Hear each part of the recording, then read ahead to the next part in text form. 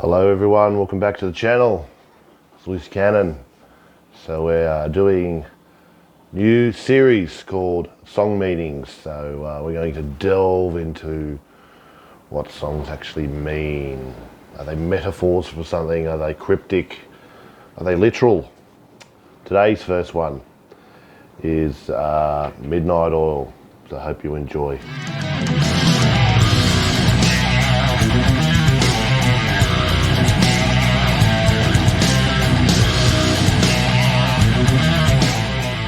Dreamworld's song by Midnight Oil is a metaphor.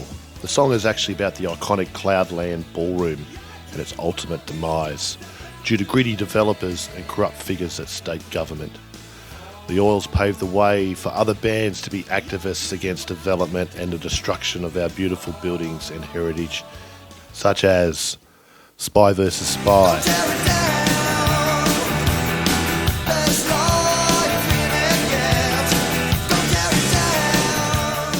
and The Living End.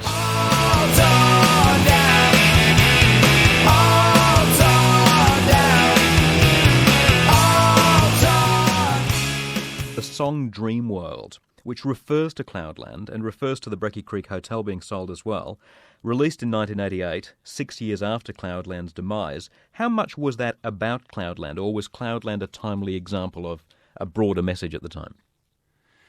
Look, I think Cloudland was a really iconic metaphor for what we were singing about in Dreamworld, Spencer, and there's no doubt at all that having seen it on the hill, having played there, having been to concerts there, it was not only a place that we saw and knew and learned a little bit of the history of, but also ended up at, and it was the most wonderful, wonderful rock venue and amongst, I think, the best in the country in its time. So all of those memories and those identifications of what Cloudland was, you can sort of read that in the Dreamworld song.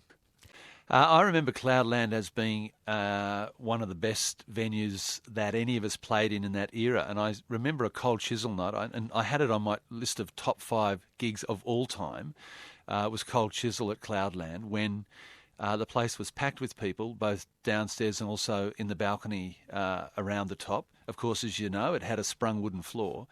And whilst it wasn't designed specifically for that sound, if you had a decent sound engineer and a good-sized PA, you could create a fairly hefty noise in there.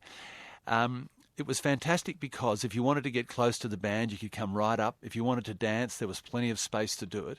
If you wanted to stand and look from a distance and just take in the crowd and the band, you could. And all the while you were encapsulated in this really beautifully, architecturally coherent building.